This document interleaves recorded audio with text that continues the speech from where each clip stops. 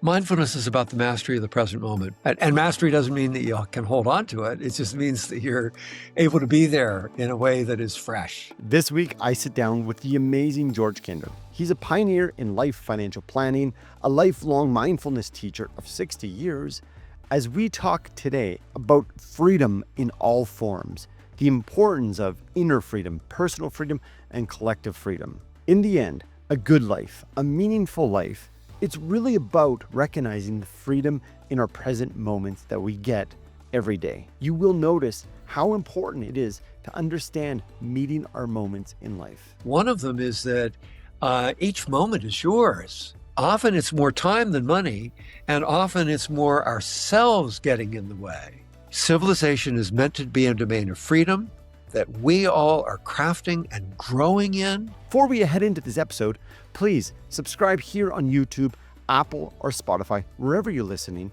so you never miss another conversation as we navigate this intersection between money and meaning. Let's go.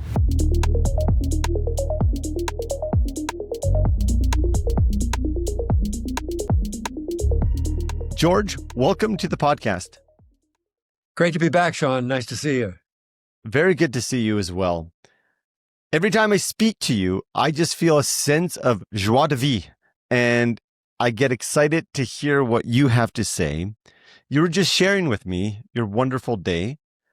I think we should start with what makes a wonderful day in George Kinder's life. Gosh. Well, I mean, there's so many things, but I love being in nature. I mean, to me, you know, I've got this thing called the 3 questions, and the deepest question is, you know, you only have 24 hours left to live, and what did you miss? Who did you not get to be? And my question almost always used to be, I want to live in the weather. I love being outside, and so today I got a really nice walk. I'm in London, but up you know, on the Hampstead Heath side of it. So my wife and I walked. It's at 800-acre fields and ponds. They're just beautiful, trees in fall, and we stopped and had a little breakfast at a little cafe, and it was just wonderful. And then come back and get to talk to you, Shaun, and do some creative stuff here. So to be energized around the work and creatively engaged around the work, engaged with people, and but really connected with nature as well. Yeah. The way you describe that, it's fantastic. I've heard you talk about mastering the moment, and it really seems like your explanation is mastering the moment the way you describe a little breakfast, the pond, which I know are important to you. What does mastering the moment mean, and how does it create this, as I said, joie de vivre? Well, I mean, I think joie de vivre comes from 2 areas that I've focused on. One is the moment, and the other is the 3 questions that I just mentioned. So, in you know, in my latest book, I talk about the 3 domains of freedom, and the first 2, they're distinct and they're very different, and they overlap only in kind of unusual ways. One of them is that each moment is yours, and you know, we hardly even know that we live in moments, but that's what's happening, is one moment after another, after another, after another. It never stops. And one of the things that you come to realize when you kind of dive into that is that that shift from moment to moment has more energy in it than anything in the universe. It's completely unstoppable. You know, try to stop it. You can't. So that means that you're constantly thrust forward into the next experience. And there's a little glitch between. So sometimes you feel like you're in a flow, and certainly our brain interprets things as if we're in a flow of the world and society, but that ain't really how it happens. It happens in quantum shifts. So one of the cool things with that, and one of the places I get great energy, is from a mindfulness practice that I've done for over 50 years, almost 60 years now, and I do it several hours a day. So I'm you know, usually you think people who are mindfulness, they're like spacey, man, and they're like really out of it in some way or not connected. I find the way I do it, I am trying to be really alert and really alive. And so I attempt to meet each moment. And the way to do it, Martin Buber had a wonderful frame for it. He said the central spiritual act is the act of returning. So we don't blame ourselves for not being there. A lot of times you try to do meditation, you just go, I can't do it. Nobody can do it. Frankly, nobody can because, you can't stay there. You have to keep returning. So that energy, there's an energy that comes from returning, right? You're actively moving back to that place again. And there's an energy from the moment constantly shifting. The more that you practice, the more that you gather that energy. So, I mean, it's a paradoxical thing because you also gather tremendous ease, right? Most people meditate to lessen stress. So you also get greatly relaxed and lessen stress as well. So in terms of mastery of the moment, it comes from practice. You have to practice, I think, in order to really get it. And mindfulness is the practice to master the moment. People think of it in all these, I'll have greater longevity, I'll be smarter, I'll be more emotionally intelligent, I'll be more at ease, I'll be less stressed. Yeah, all those things. But it's fundamentally about the mastery of the present moment. That's what you keep going back to and attempt to meet. And mastery doesn't mean that you can hold on to it. It just means that you're able to be there in a way that is fresh. And maybe that's where some of the joie de vivre comes as well. Yeah. Yeah. Meeting the moment. That really spoke to me, George, the way you articulated that, because you're right. These moments, really, that's all we got.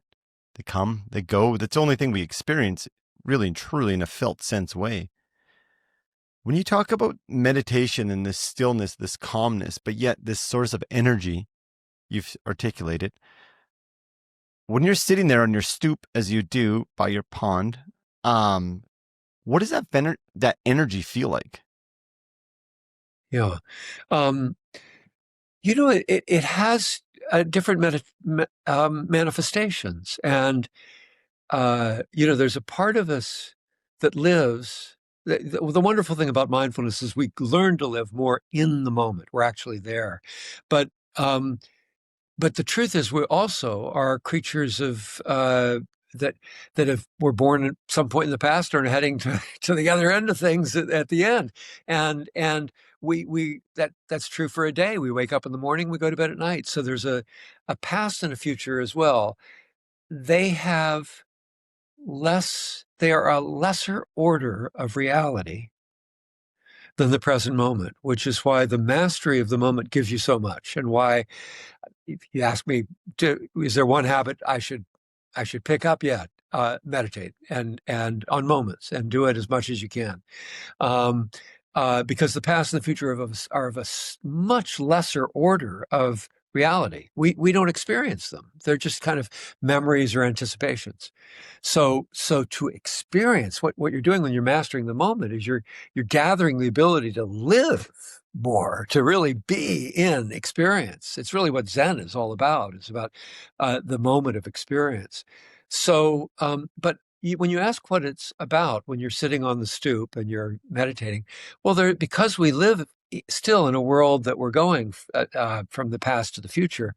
When I go out to sit on the stoop, sometimes I've been frustrated. I've been trying to get something done and it hasn't worked, and just like anybody else, I'm kind of on edge about it or annoyed or stressed or fed up. And so it could be like that, or it could be just, time to go sit on the stoop. And I just go.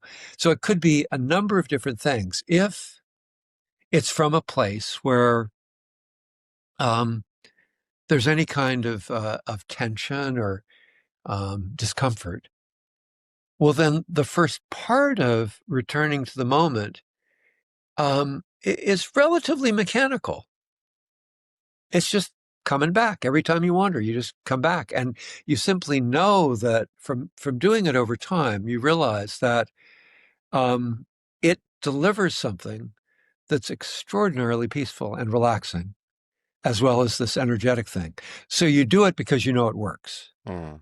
And usually within a relatively short period of time, you're kind of hopping along in those moments and you're feeling like, gee, this is so cool. And because you're really relaxed at the same time.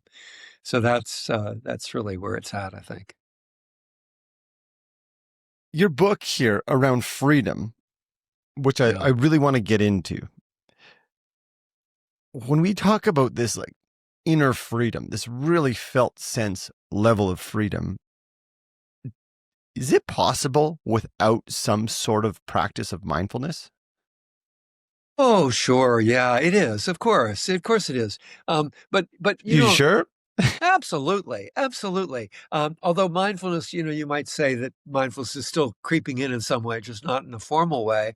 Um, um, Mindfulness is about the mastery of the present moment. But if you have somehow set your life up so that it's structured in a way that is really just meant for you. You walk the beach in the morning, you get up, you have your espresso or whatever it is, you get to play with the kids in the evening, you're doing something creative. If you're doing something that is really tied to who you feel you are meant to be, you're automatically going to be mindful. So there's mindfulness there. It's not a formal practice of mindfulness, but it's going to be there, which is why it's important. The structures of the world are really important for all of us, and how we structure our day is really important. And the formal practice of mindfulness, it's one of the ways I chose to structure my day, where I do a lot of it, and and it has tremendous value to do it. It sounds like you're really saying that this environment that we live in, the importance of creating the structure that can help us get to that inner sense of freedom is really what's important because we're creatures of our environment. When you think of freedom, just the word freedom, you've been meditating for 50, 60 years, you said. When was the first time that you really felt that level of freedom that you're really writing and talking about now? Uh, about a minute after birth. About a minute after birth, this was an experience that uh, I had no words for, so I didn't know that it happened. I didn't have words that were held onto and memories that were held onto in the early days. So it took some investigation first, just to experience. My world's all about experience. I teach experience. There's a notion that we're moving from a world that is where the world has been constructed on thinking to one that is a world that is constructed on experience or on listening. And so one of the things that I did early on, and it led to a lot of my work around money, was I was exploring challenging emotions. And one of them that I was exploring was an experience of yearning. So, and it was kind of a yearning for freedom, a yearning for relationship, yearning for connection, a yearning maybe not to be in tax season during tax season. So I was having that experience, and I was working with I had a network uh, of counselors that I worked with, where we had been trained to be able to be pretty decent, empathic people for an hour for each other. And so it was a peer counseling network. Didn't cost anything, which meant I could afford it. And so some of the counselors were very good, and some weren't. And this I was in trouble. And I had gone through everyone. I was When I go after something, I would go out after it with a passion. So most people would do this once a week. I was doing it 6 or 7 times a week, and this guy, and I'd gone through every great counselor that I knew, and the only counselor that I had left was someone I would call a bottom of the barrel counselor, and the reason he was bottom of the barrel, he had no empathy. imagine being with someone where you're struggling and they've got no empathy. So, but he it was a major moment in my life. He said he refused to let me speak about what was going on. He said, just feel it. And I'd feel it for 30 seconds and I'd start to speak. He'd say, shut up, Kinder. I told you, just feel it. And so this went on, sometimes I'd wait for 5 minutes to start to speak. And he'd say, Kinder, what did I tell you? Just feel it. And, and so I dived into this experience of yearning and in a way that made me woozy. And it was so intense. And he was sitting on a chair and behind him was a white wall. The white wall turned pink and it began to move. And I began to feel that I was lying on that ocean of pink. I was like I was an island of paradise on that ocean of pink. And that was probably my first experience of freedom in the world.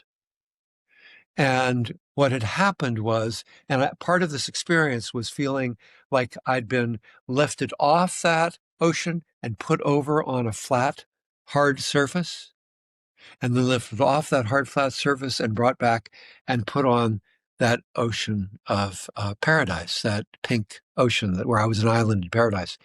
The only place that I could have had that experience was on my mama's belly at her breast when I was born.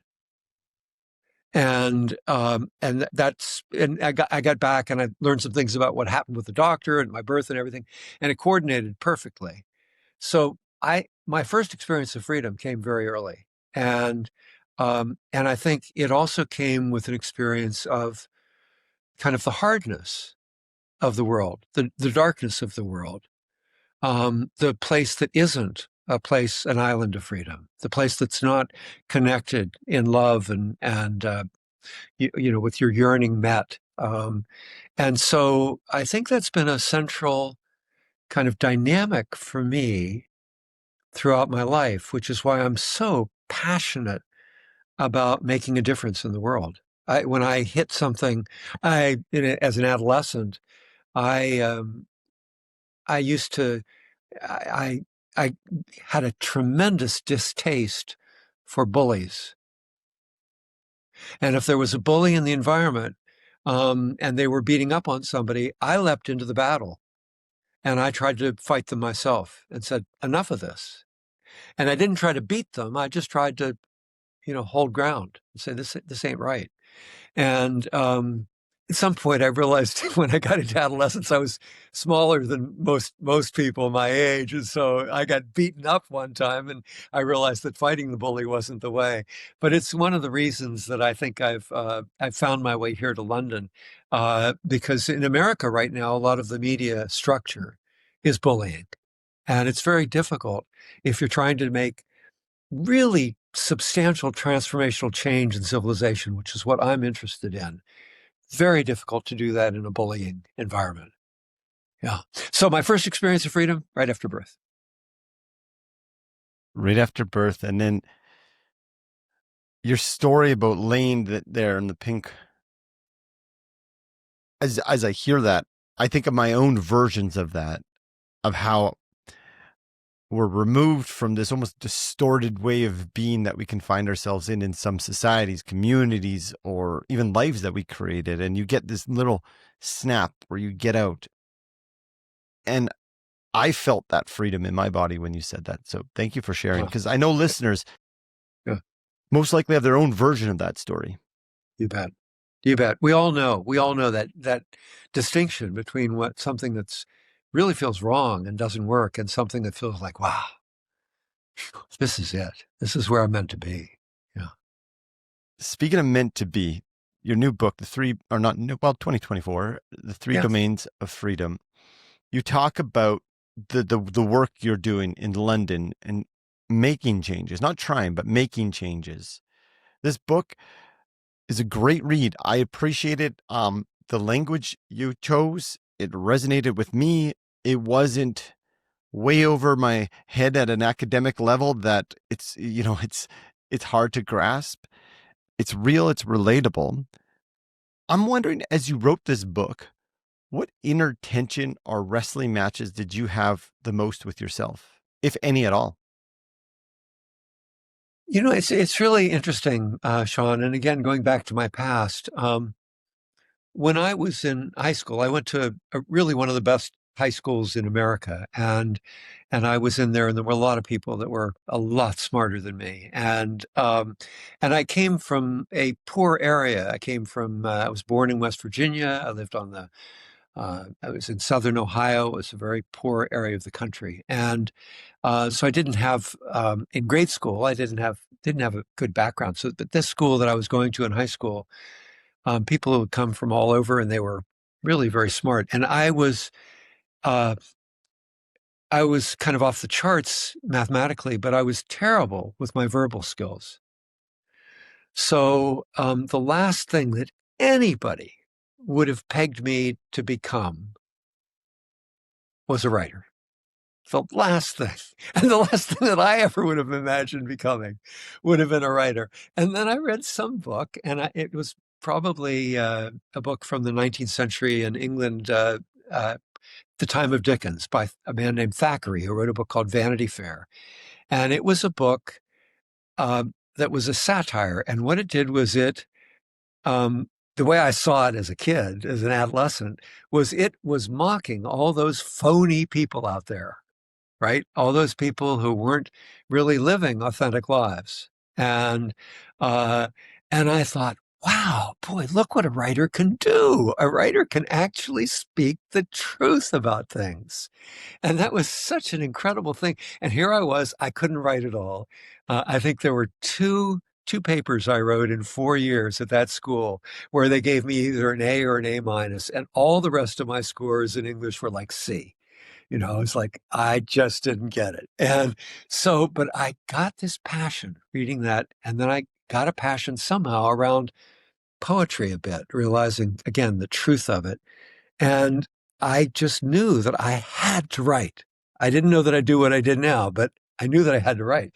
So it took me many years. But so when you're asking about this last book, I think in many ways the last book is a summary and a deepening.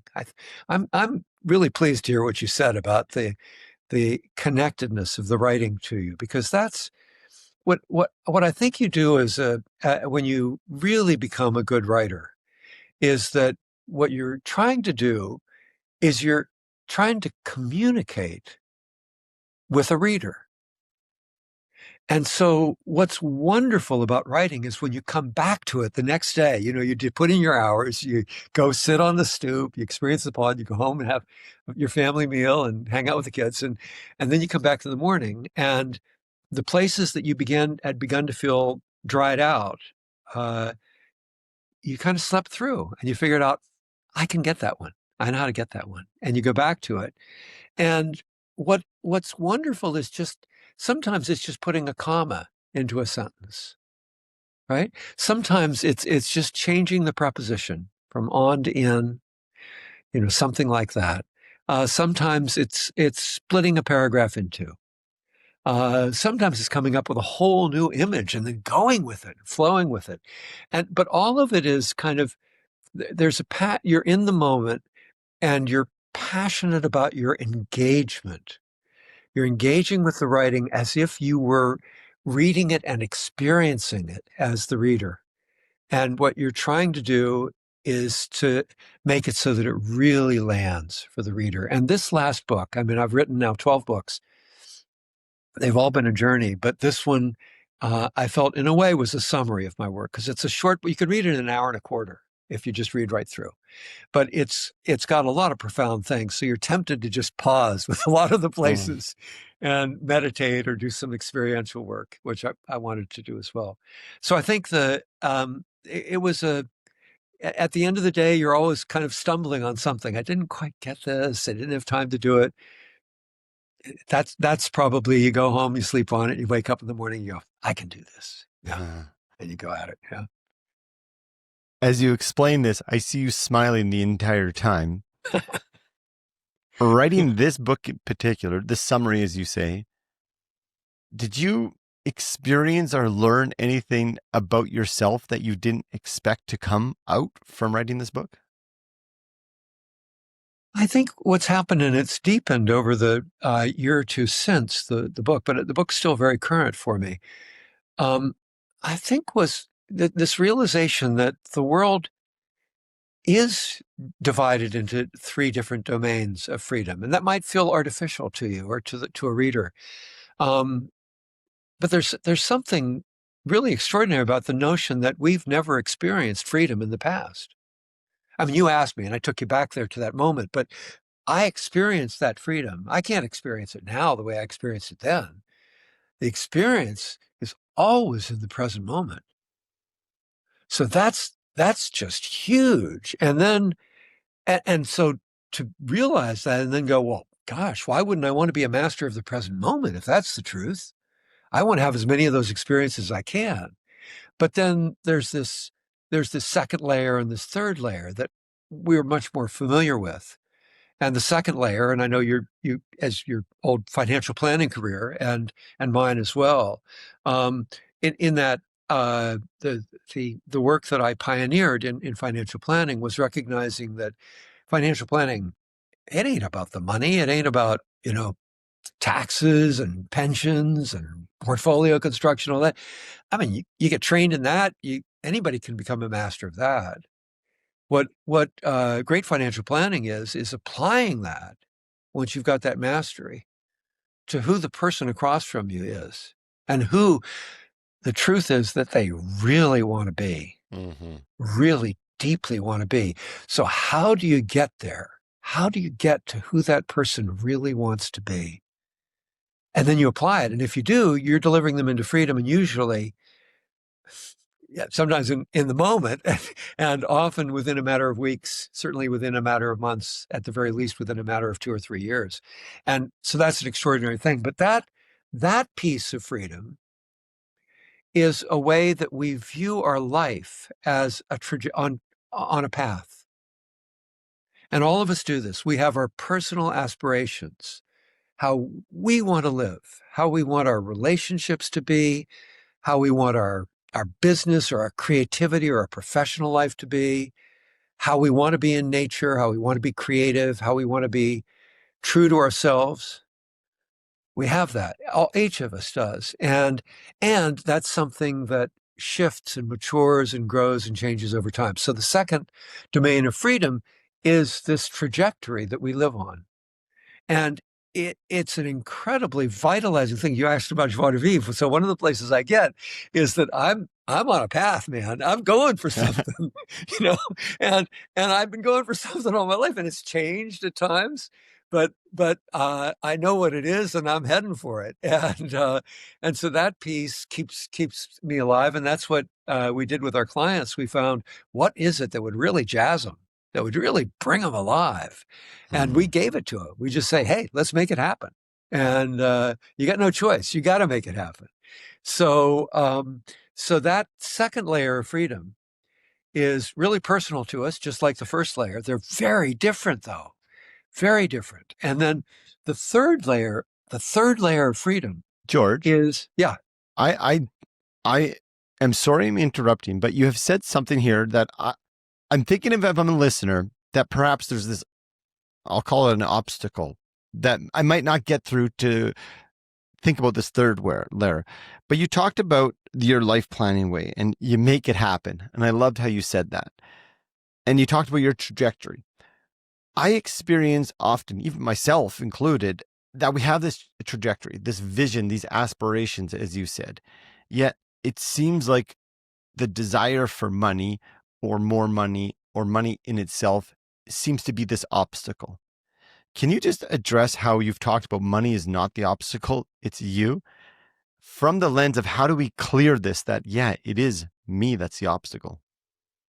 So the best example, I mean, we used a number of different goal exercises, and they're worth looking at. You can find them in. I wrote 3 books on money, and each of them I think has different exercises in it. But the one that is kind of my signature exercise is called the 3 questions, And that's the one that I mentioned where you look at how much, if you had all the money you needed, what would your life be like? And there, of course, you have the money and you put all the things down and it's kind of fun. You realize all these little things that you do, bucket list things and fun things. And then the second question gets more meaningful. And you're looking at if you only had 5 to 10 years left to live, and it gets in some way more real. It gets more inside you. There's a lot more that happens in that question as a response to that question. What if you only had 5 to 10 years left to live? A lot more in that question around relationships. Now, there's still other things, but it's more personal. And if you think about it, our relationships, yeah, they have something to do with money, but it ain't like you got to buy the island in paradise or something. It's your relationship. It's connecting with another person. And then you go to the third question, which is, what did you miss? You only have 24 hours left to live, and sorry, it's all over. Who did you not get to be? What did you not get to do? What did you miss? And again, that question is so personal and so deep that it's rarely about the fancy car or the fancy house. It rarely has a huge amount of monetary requirements to make happen. There are some. Everything in life has some. Everything in life's tied to money. I mean, can be benefited one way or another by money, but it is so personal, and you realize it. It may be that. I mean, for me, I said living in the weather, but the other main thing that I had was create illuminated manuscripts. And I don't know, you probably are aware of this, but I've written 6 books of poetry and photography, putting them together, color photography. So it's beautiful images and intermingling. For every single day of the year, I've got one. And every week of the year, a separate week. So 6 books all in all, because I have one based in Hawaii as well. Um, so, um, so that work, it took me 30 years to do, but doing it was such a pleasure, man. I mean, just to be able to do that and dedicate my morning to doing that, which was what I did. Oh, what could be richer than that? And yeah, I had to have enough money to pay the bills, but at noon, 12, 1 or 2, I got to work. And I went to work for the next 6 hours or so. And I might work a few hours on the weekend. I don't know. So I worked a decent amount for a person, but I gave myself that time to live the life I really wanted to live. And that's what a great life planner does for their clients is they find out, what do you really want to do? Who do you really want to be? And often it's more time than money, and often it's more ourselves getting in the way than money. Just, hey, let's make it happen. You know how to do it. And having a great mentor, someone who's supporting you, someone who has authenticity in their life, saying, man, I love this. This is who you are. This is real. Let's make it. So that's really what I mean. We think of money as an obstacle only because we haven't created the dream large enough, hot enough, on fire enough that we can't say no to it. That's the kind of dream we need, each of us in our life.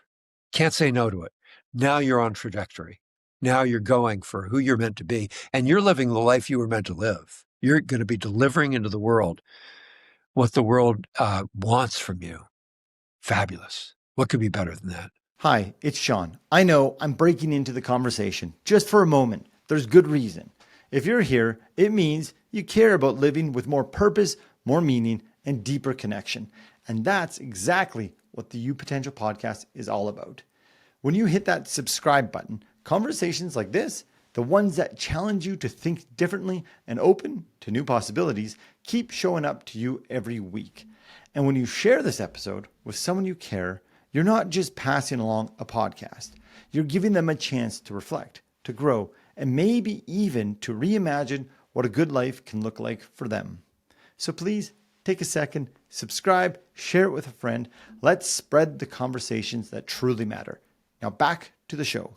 I don't know if you have a handheld mic, but you can just drop your mic. That was a mic drop. So we haven't even come to the third domain of I freedom. know. And I hesitated interrupting you. Yeah. No, you're good. That being said, I'm glad I did. I feel like that answer opened up my pathways for thinking to accessing this third domain, and perhaps listeners as well. So now that we understand this inner freedom about this, that creating this dreams, aspirations that are on fire, that we have to find them, I think we can feel it differently. What does this third domain look, and why is it perhaps the most important one? And I'm putting those words in your mouth. Sorry about that. But when I think about it from the global picture, it's pretty important. Exactly. I mean, it's really interesting, and it's the one where we're both very troubled by, and so often we feel helpless around and feel that we can't address it, or and you feel like a little bit like a cow being led to slaughter in regard to it. So the third domain of freedom, and these domains have tremendous power in them. So I talked about the power of the present moment and how energized that is. You could feel when I described, hey, you got a dream of freedom, man. You're going for it. And there you can feel the power of that. I'm taking this work into businesses now as a way of unleashing a power that has never been unleashed in a business. Because there's always this barrier between the CEO and the employees. The employees don't want to share who they are. Mm-hmm. So that's a huge amount of productive energy that's blocked in those businesses. So I'm taking these things in. And this third layer is related to business, but it's really related to civilization. This is humanity.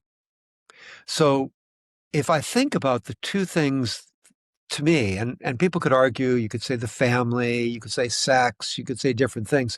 But if I think about what are the most powerful drivers of energy, I would say two things for us, each of us, and for humanity. One of them is our personal aspiration of freedom. And if we figure out what that is, man, we are going for it. Mm-hmm. And there ain't nothing holding us back. And that could include family, and it could include, how your relationships, and include all kinds of things. So it's all in there. But first one is your personal aspirations for freedom, your dream of freedom, huge energy. The second one that we relate to as humanity, and this is really troubling for us right now. The second one is that as humanity, we've fought for freedoms for thousands of years. We fought for democracy. We've fought for freedom of speech, for the freedom of the press. We've fought for civil rights. So every human being has a right. We've fought for the suffragette movement for women, so that they're considered equal, and it's not just men that are doing this. And we've fought for the planet, for gender issues, so we've gone. We believe in these things as humanity. We know that these are right for us to deliver more and more freedom to all of humanity. And right now, we are profoundly troubled, and a lot of it because in the developed world, the world you and I grew up in, we grew up probably relatively comfortable. I mean, I was born in a poor area, but I grew up relatively comfortable. Most people do, and I, I was told in a democracy you can do anything. Democracy is for freedom, for creating freedom, and for expanding it for people. And so to find a world where we have Earth Day, and was it in 69 or 71, 70, that when the first Earth Day was? But anyways, wait, it was back there. It was more than 50 years ago. We did it. And it was a big deal. And we created in America, the EPA, the whole government agency of environmental protection. And to find that whole thing collapsing right now, and to look and see that the Earth just got hotter and hotter and hotter during that whole time. What on earth is going on? And excuse me for getting, I'm going to get a little heated here with the planet, Please, please. but I mean and then there's a whole bunch of things like that, but the truth is a big one because we see on media, we see all kinds of conspiracy theories and all kinds of things that do not have the standards of investigative journalism that requires, two two witnesses independent or whatever. There's no jury standard. There's no standard of the truth, the whole truth, and nothing but the truth. There's no looking at the media and going, the media is telling us one way or another what's important and how we are supposed to vote to make democracy work. Well, who's doing that? Do we have a free press? And the truth is that it really comes back in a lot of ways to inequality. So I'm getting to the third domain of freedom is civilization. Civilization is yours. It's yours and mine. And right now we're feeling bullied by it. And on both sides of the issues, people are feeling bullied. So what's happening there? And I want to just take one thing that is, I do a lot of work around how systems of economics are structured, business systems, and you'll know the terms coming out of the financial world. So the term that I use a lot, and now I'm using in my business work right now here in the UK, the global launch of a business is the startup really is the term is fiduciary. Fiduciary. Many people, some in your audience won't know what fiduciary means. Fiduciary is often used as a legal term. It's a wonderful term because it's like fiduciary is related to fidelity. It's truthfulness, but it's also kindness, it's compassion, it's faithfulness, it's honesty. But the way that it's used is that a fiduciary has a responsibility to someone else, maybe to a lot of people, where their interests come ahead of the fiduciaries, where the fiduciary puts someone else's interest ahead of their own. So it's a beautiful notion. It's in the law, and it's approached in many different ways. And there's democracy. It is meant to be a fiduciary for its citizens, for humanity, right? And we in our financial world, we felt ourselves the best of the financial advisors. They're not crooks. I want to tell you, they're really good people, and they are fiduciaries to their clients, meaning they put their clients' interests ahead of their own. The best of us, and there are some that aren't, but this is. And you can find the best. But anyway, so fiduciary. So we're fiduciary to our clients. And then there's a way that businesses organize themselves called B corporations. And B corporations came along and recognized, well, wait a minute. The first fiduciary thing that we have in corporate law is to the shareholders. And they said, this has gone wrong because the planet's burning up and inequality is continuing. People are not getting taken care of. So they said we should be fiduciary to people, planet, and profit. Three things. And then here comes George Kinder along with his book. And he says, yeah, that's pretty cool. And I do. I love what they're doing. And I'm collaborating with a lot of B Corps right now in the world. But in my own small way. But I come along and I go, people, planet, and profit, they ain't enough. And there's a weakness there. One is that it's voluntary. So we need something in the law. And the second is that if you're not a fiduciary to truth and democracy, right now, you're leading the world down a pretty precarious path. So I put truth and democracy in there as well as people and planet. And I believe it's time that we made it law. And it's fundamentally, I'll say one more complex thing, and then we'll come back to this whole question of freedom.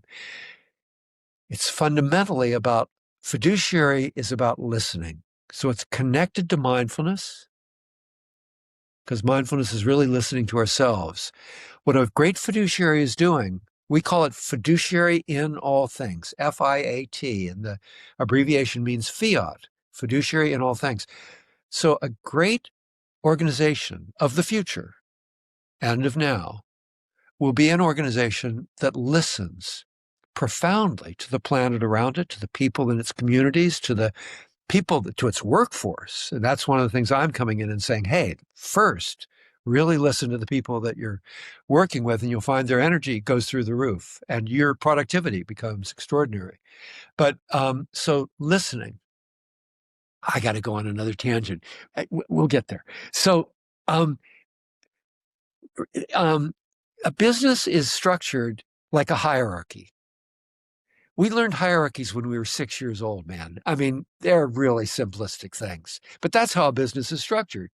And everything filters up to that hierarchy, to the top. And we need something, I think that we ought to be thinking about our organizational structures as if we wanted them to be like trees. They're not like a machine. To heck with this business, the data processing, computerized things. They're not sustainable. Those are as artificial as artificial intelligence. We need something that is sustainable, that is resilient. And just imagine this. A tree, an average oak tree, has 500,000 leaves. Imagine a corporation that was that big. 500,000 leaves. Every single one of those leaves, like an employee, is listening. And they're listening, I mean, incredibly, they're listening to the wind. And you and I get to go outside and go, wow, look at that tree in the wind. That's so cool. And we get just filled with awe and wonder, and we're in the moment, and it's giving us something. And it's listening to the insects biting away at its edges. It's listening to the rain, and it's taking that rain down inside it. It's listening to the sun in photosynthesis. And the coolest thing of all is that it's listening to the chemical composition of the air. These leaves are the lungs of the tree, and they breathe in carbon dioxide, and they breathe out oxygen, so that, Shaun, you and I can sit here and talk and breathe that oxygen. That's sustainable. There's no regulation that's required of them. They don't cut their heads off and go off into some billionaire paradise someplace. That's sustainable. We need to build civilization on that kind of sustainable organizational structure. And I need to share one more thing, if I may. Absolutely. This is the key, that this has to do with media and all the things that are wrong in the world, the negative externalities that are growing faster than we can cope. That's why we're upset about it all. In America, 3 billionaires, the 3 richest people, own as much as 180 million people. 3 and 180 people. million. 3 people, 180 million. Okay. In the world, 26 people own as much as 3.8 billion people. So if you think about the fiduciary structure of the world, even of America here, where it should be democracy, is the fiduciary structure working so that humanity is being served? Or is it the shareholders? Pretty clearly, the economic resources are flowing right to the richest people. And they're grabbing more and more power so that the media is something that serves them, not serves us. Civilization is meant to be a domain of freedom that we all are crafting and growing in.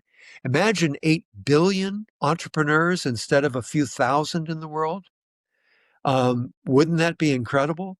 And that's really, it's time for humanity and for us to be just, the question that I ask people in my speeches and in my workshops is, I want you to feel, what would it feel like if every institution that you encountered in your life, every one of them, was trustworthy and humane in everything they did? everything they did, how would your life change?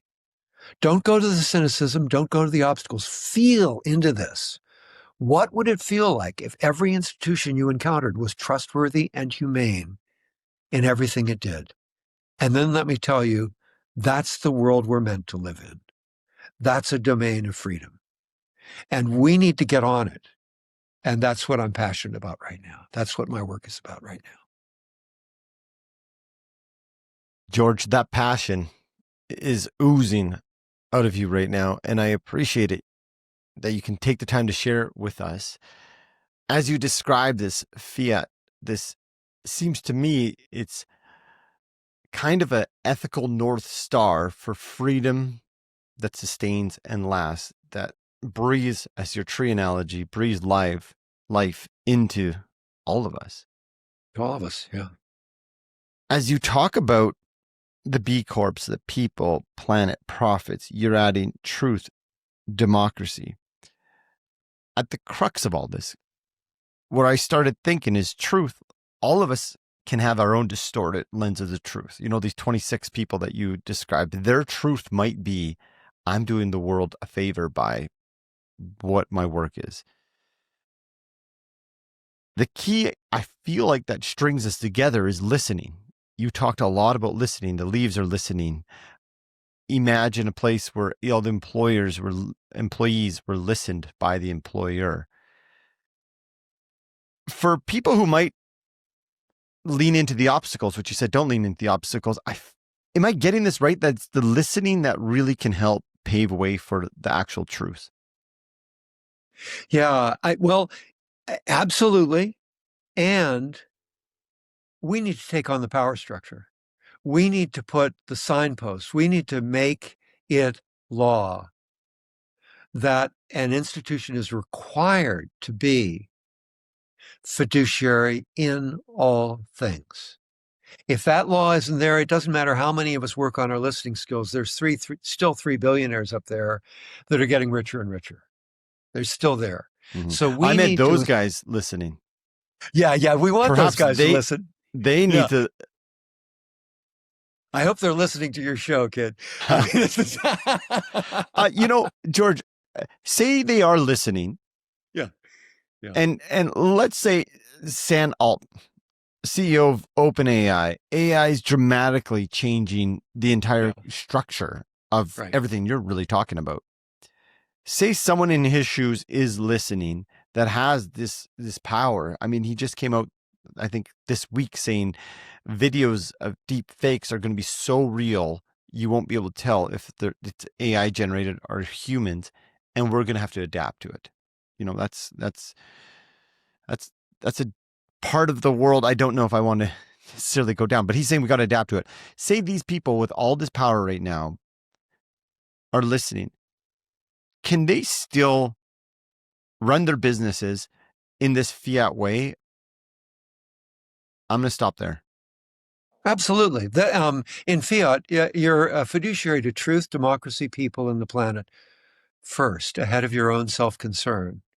But you're still a fiduciary to shareholders. You still have to make a profit to make the business run. It just means that you need, we've already gone down the road a little bit. Just a tiny step, but the whole movement that right now, the current administration in America is undermining, the whole movement toward ESG.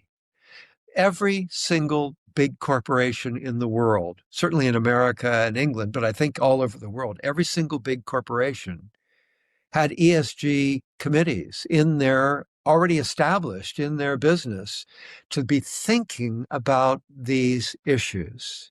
And that means that they're listening. They're listening to their communities. They're listening to the earth. They aren't necessarily listening, as I'm saying, to truth and democracy. We're going to put that in there.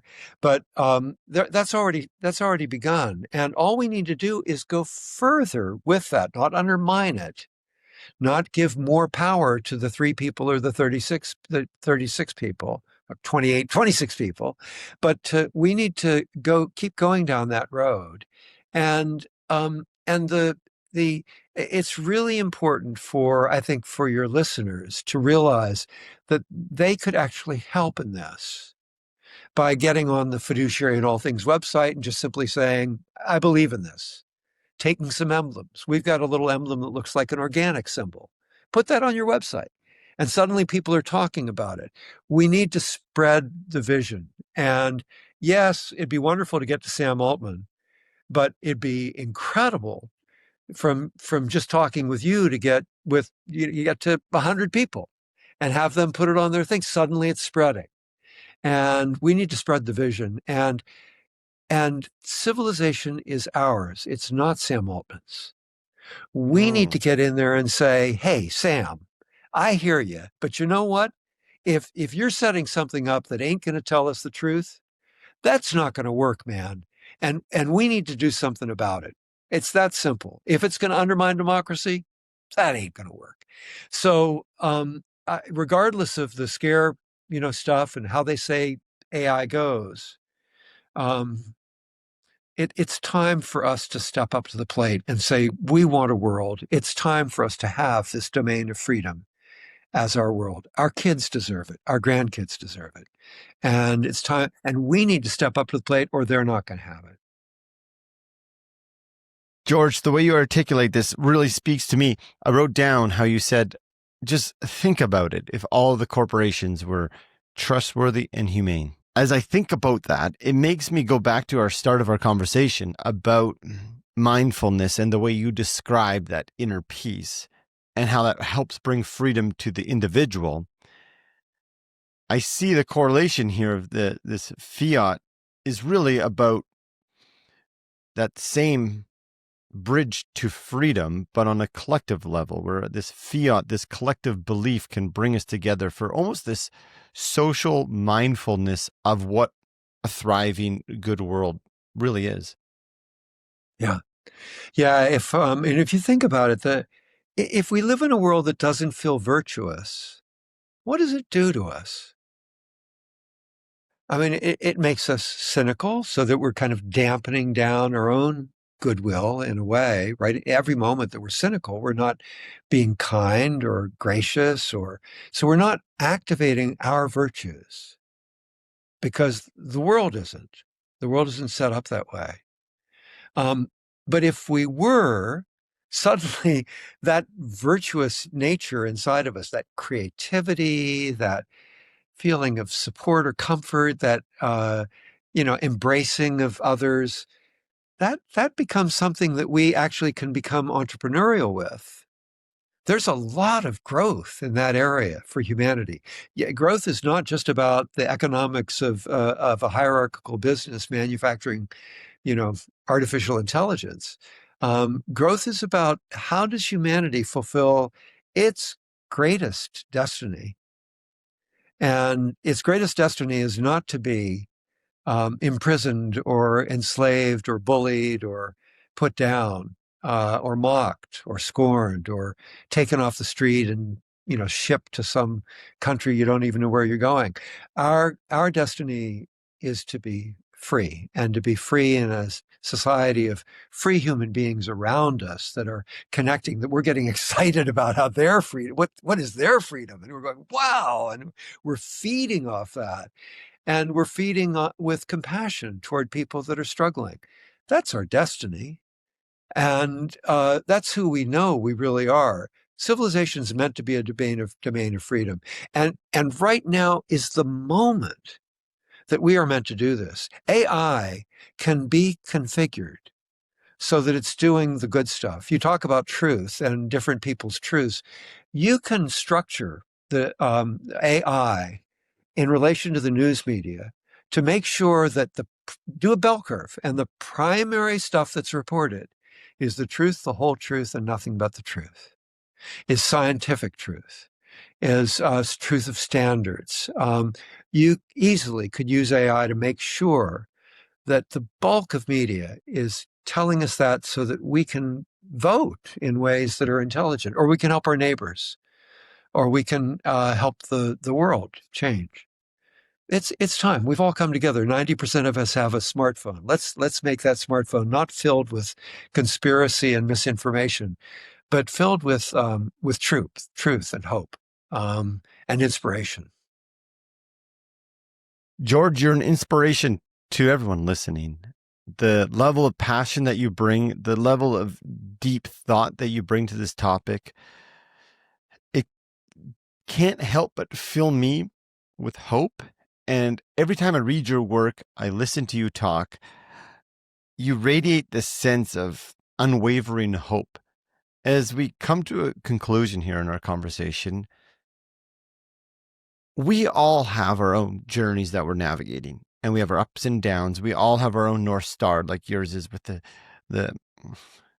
one of the greatest is freedom at the society level.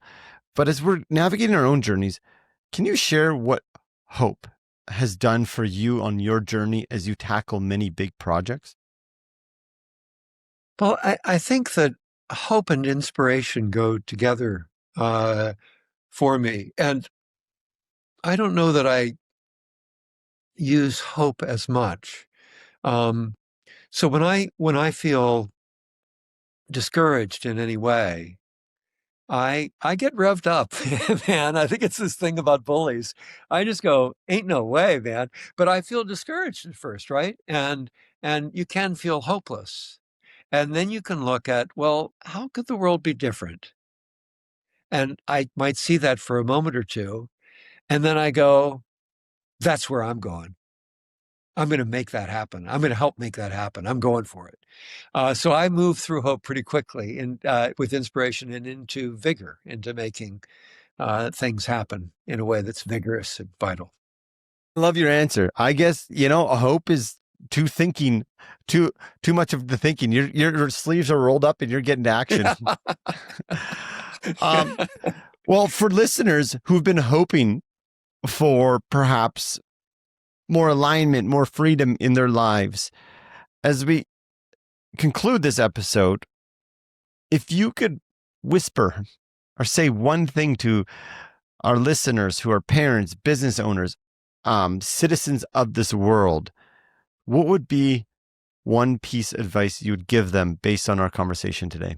I think it might fall into these three categories. So I don't know that it'd be a single piece of advice. Really quickly, first thing would be establish a mindfulness practice. Second thing would be get your dream of freedom really clear so that you're passionate in your movement. And the third thing is take civilization seriously. It's time for us to make it a world where our children and our grandchildren are amazed at the freedoms they get to experience.